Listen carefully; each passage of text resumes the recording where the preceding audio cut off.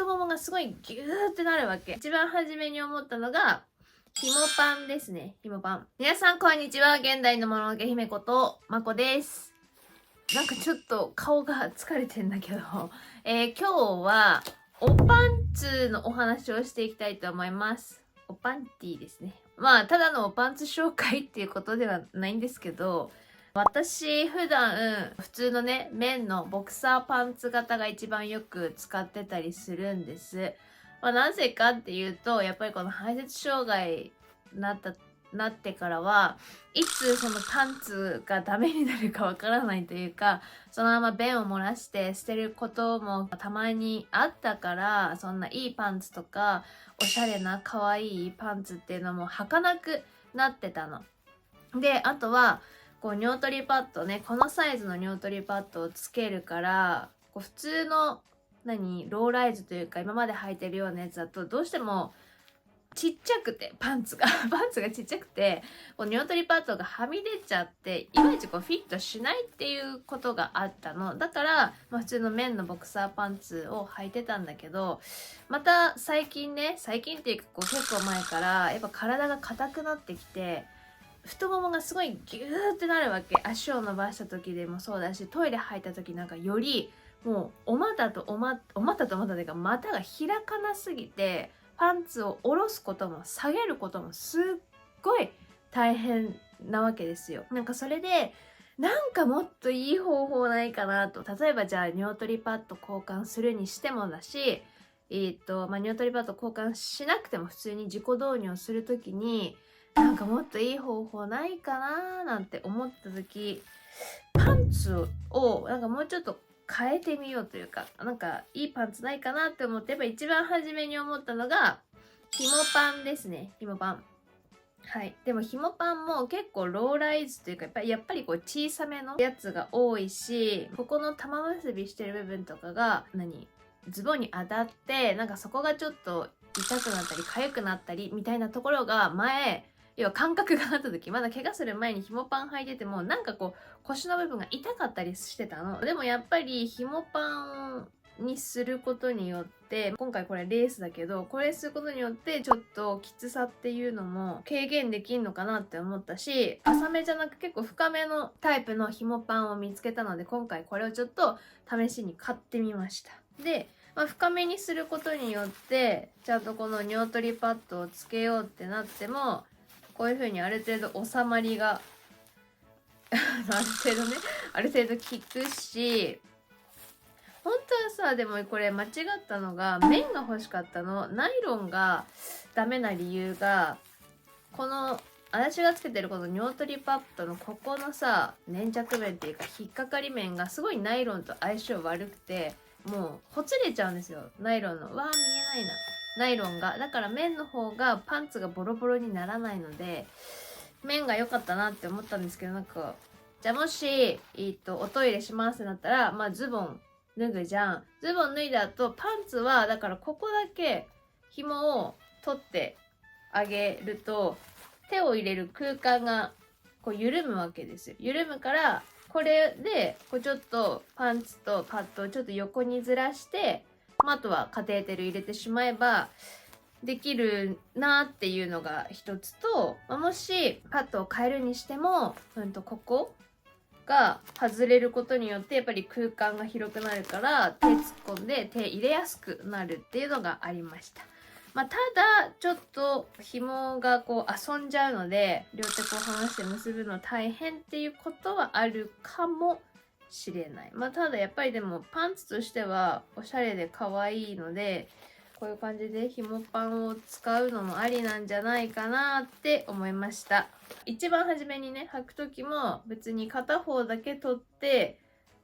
片足だけ通してでもいいし、私みたいに足がきつい人に関しては、こういう風にもうおむつ状態にして、またこうやって当てがって結べば結構簡単に足通すよりやっぱ楽だなっていう風に思いました。そのデメリットとしてはさっき言ったこの結び目がもしかしたらちょっと褥瘡っぽくなるというか、痛くなったり痒くなったりするっていうのがちょっとひもパンのデメリットかなって思ったので、もう一個これは初めて見るパンツの種類でも頭いいなって思ったのが、これも一応両サイドが開くようになってます。で、ここが何かというと、ブラのホックになってんの。ほら、ブラホック。こうやってブラホックになってて、1枚ペローンってなるやつね。まあこのブラホックが苦手な人もいるかもしれない。まあその手不自由な人じゃなく、普通にブラホック苦手なんだよって人もいるかもしれないけど、これだと結び目の塊がないから痛いっていうこともなくなるし、これはね、普通に売ってないっていうか、多分海外製品なんですよ。これ L と XL しかなくて、L でもこんなにでかいの。さっきと同じ尿取りパッドつけてもこんな感じですごい余裕で入っちゃうわけ。ただ問題なのはちょっとここのさ、股の部分が細すぎるんだよね、ここ。だからちょっとブカブカなっちゃうけど、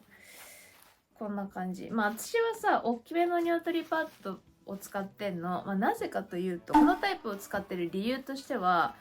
容量的にね、別に1回分で間に合うこともあるんで、もし漏れるってなった場合、さっきも言ったように足が開かないから、一般的に下着につけるタイプの吸水ショーツみたいなやつって、生理ナプキンと同様、ここが全部粘着面なの。だからパンツにつけてあげますってなった瞬間、もうこんななっちゃうわけ。くしゃくしゃくしゃって。で、結局だからうまくついてないっていうことがあったりするから、私はここは粘着面じゃなく、これはもうおむつにつける用の尿取りパッドなんだけど、ここだけが粘着面っていうか、なんかこう、要はおむつの繊維に絡まりやすいような、普通パッと見はこう全然ツルツル、ただこう繊維と絡めると動かないっていうようなやつにしてます。だからサイズがちょっと大きくなるんだよ。そういうのもあって、どうしてもここの幅とかお股の幅とかちょっと太めな、だからボクサーパンツとかが好きなんだけど、これはどうしてもちょっと海外タイプっていうこともあって、ここがね細いんです。海外サイズの L サイズだから、よりこう大きくて履きやすさとしてはあるかなって思います。販売サイトじゃなくてヤフオクでしかね、私は見つけれなくて、多分誰かがその方が輸入してヤフオクだけで販売してるものになるんだと思うんです。なので、試しに買ってみました。で、やっぱり、一番良かったなって思ったのがこちらですね。三色パンツという、妊婦さんが履く用の下着になります。なのでこの三色パンツは妊婦さんになったことがある方々は結構知ってるとか使ったことあるっていう方もいらっしゃると思います。で、実際本当はこれの黒が欲しかったんだけど、やっぱり黒が大人気でグレーしかちょっと在庫がなかったんで、今回グレーにしてみました。でも妊婦さん用ということで、これ M サイズではあるんだけど、やっぱこう大きめに、お腹周りまでこう全部大きめに作られてるので、履きやすさはあります。で、裏面もここちゃんとこうナプキン貼れるように、ちゃんと防水用になってるっていうのがまずいいポイントだし、一番の三色パーツのポイントとしては、このお股のここがマジックテープになってて開くっていうことなんですよ。だから妊婦さんもおトイレ行った時にわざわざパンツ脱がなくても、こうシートを変えれると。ここをオープンにパカーンってして、こういう風に尿漏れシートとかをこういう風に挟んで、ここでもマジックテープピッて止めるだけで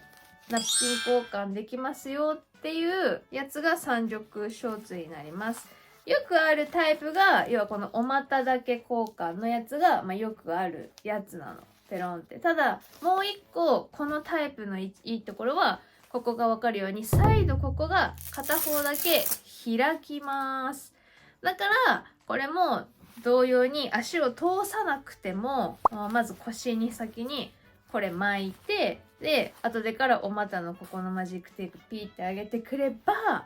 自分で履かなくても、普段履かせてもらってる人たちね、ヘルパーさんから服着させてもらってる、家族の方から服着させてもらってるよっていう方で、別にそのおむつ仕様も別にしてませんっていう方は、もしかしたらこういった三色ショーツ、三色パンツが便利かもしれません。で、おトイレ行く時も同様にここのお股だけペロンってしてナプキンだけ交換すればいいっていうのもあります。一つ注意してほしいのが、ここペローンってなるわけよ。そうなると私の場合は立てないから、結局便座に座った状態でペローンってしなきゃいけないじゃん。だからこのペローンが便器についちゃうっていう可能性があるっていうのがちょっと気をつけてほしい。深めの便器だとつかないかもしれないけど、浅めの便器だとここがペローンってついちゃうから、なんか全部ペローンってしないで、これもともと大きいからパンツもちょっと緩めに貼って交換するっていうだけでもいいかもしれませんね。でその後にこうまたマジックテープをこういう風に貼り直すっていうことがいいかもしれません。普通にネットでも売ってるし、多分そういう西松屋とかにも売ってると思うんだけど、さっきも言ったようにこのお股だけのこの開口っていうのが基本一般的なの。だからこっちの横のこっちも開くっていうタイプは、私が楽天で見た限りはこのメーカーさんしか見つけれなかったので、こっちの横も開く方がいいよっていう人はぜひこっちもやってみてください。で、例えばやっぱりこういうのって、もし何かトイレを失敗した場合、便を漏らした時に一人で片付けるっていう人はあんまり多くはないかもしれないけど、やっぱ一番初めに尿取りパッドに漏れてる便をこう引き出そうとするわけ。尿取りパッドだけに便が収まっているのに、結局立てずに引き出そうとする、またはパンツを下ろして引き出そうとすると、結局その動作を行っている時にパンツとかにも便が移っちゃって、みたいな、せっかくうまくキャッチできてたのに結局着替える時他汚すんかいっていうパターンになってたの。でもこういう風にパタンって開ければ、わざわざパンツを下げることなくこれだけを引き抜いてうまくキャッチできてたら、これだけを交換すればいいっていう風にもなるし、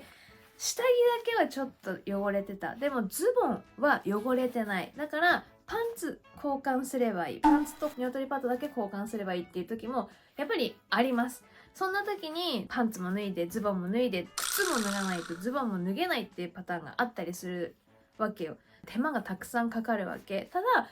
こういう風な三色ショーツもそうだし、さっきね紹介したこういった紐パンとかこういうのもそうだけど、こういうのにしておけばズボンを脱がずしてパンツだけ交換できる、靴も脱がずしてパンツと尿取りパッドだけ交換できるっていうこともあるわけ。うちらにとって、立てない人にとっては便利だなって思いました。で今回はあくまでも私はね女性目線で女性のものを探したんだが、男性もやっぱちょっと探してみようと思ったけどなかなか見つけれなかった。紐パンっていうところもそうだし、こういったショーツも一応女性用としては売っているんです。なんかここのリボンとか余計よな、余計だけど、なんか別に男性陣もこういった三色ショーツ試してみたいとか、これ俺も便利だなって思う人は別に履いてもいいんじゃないかなって個人的には思います。だって女子はさボクサーパンツ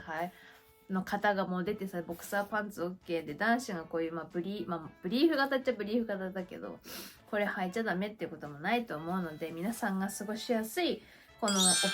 おパンツもね選びっていうのもやっていただけたらと思います。下着とか手の不自由な人向けにとか、またはこう履きやすい人向けにみたいな感じで開発してた人たちもね過去にはこう知ってたりしますけど、結局はなかなか続くこともできないし、値段も普通の下着よりちょっと高くなったりするっていうことが見受けられます。どうしてもロット数も少ないしね。だから結局なんか何もないじゃんっていうことではなくて、こう普段もう売ってるもの、車椅子の人たちだけじゃなく全然こうおしゃれとして売ってる下着をうまく活用して、なんか皆さんにとってより良い